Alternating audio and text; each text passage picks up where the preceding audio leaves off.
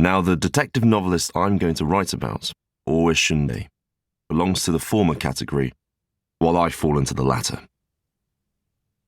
Accordingly, while my business is concerned with crime, I am in no way a bad person, for my interest is in the scientific deduction of the sleuth.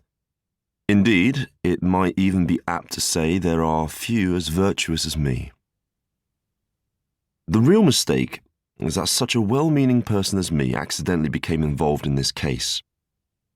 Were I somewhat less virtuous, had I within me the slightest trait of evil, I could perhaps have come through without such regrets.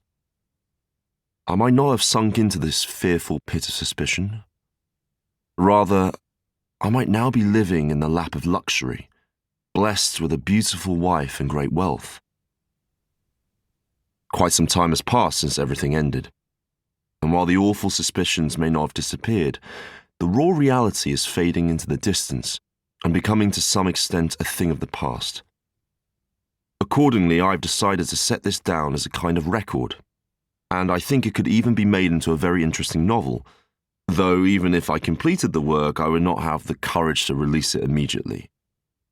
You see, the strange death of Oyamada, that forms a crucial part of this record, still lingers in people's memories, and no matter how names were changed and disguising layers applied, nobody would take it as simply a work of fiction.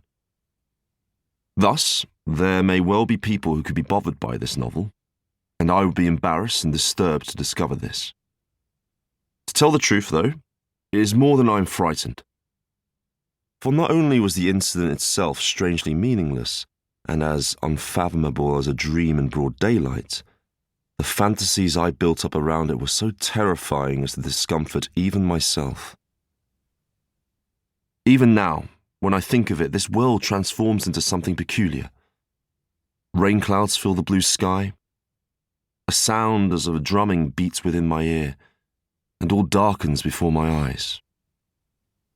Anyway, while I'm not of a mind to publish this record right away, sometime, just once, I would like to use it to write one of the detective novels in which I specialize. These are simply what you might call the notes for it, nothing more than a moderately detailed aide-memoire. I intend to write much as if keeping a long diary in an old notebook, blank but for the section around New Year. Before I describe the case, it would probably be useful to provide a detailed explanation of Oe Shundei, the detective story author who is the protagonist in this case, of his style and also of his somewhat unusual manner of life. While I'd known him prior to the incident and had even engaged him in discussions in magazines, we had not had any exchange at a personal level, and I knew little of his daily life. I became somewhat more informed about this through a friend called Honda after the events took place. Accordingly, with regard to Shundei, I think it most fit that I write about these things in the order in which they occurred, and as it was the occasion that led to my becoming caught up in this strange case, I will describe the facts I noted when I went to interview Honda. It was in the autumn of last year, around mid-October.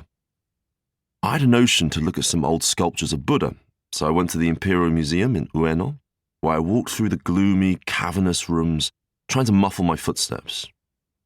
In the large, deserted halls, the slightest sound echoed fearfully, and I felt like suppressing not only my footsteps, but also any impulse to clear my throat.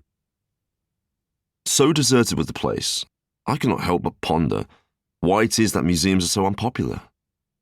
The large glass plates of the display cabinet shone coldly, and not a speck of dust had fallen on the linoleum. The building's high ceilings were reminiscent of a temple's main hall, and the silence flowed back as if one were deep underwater.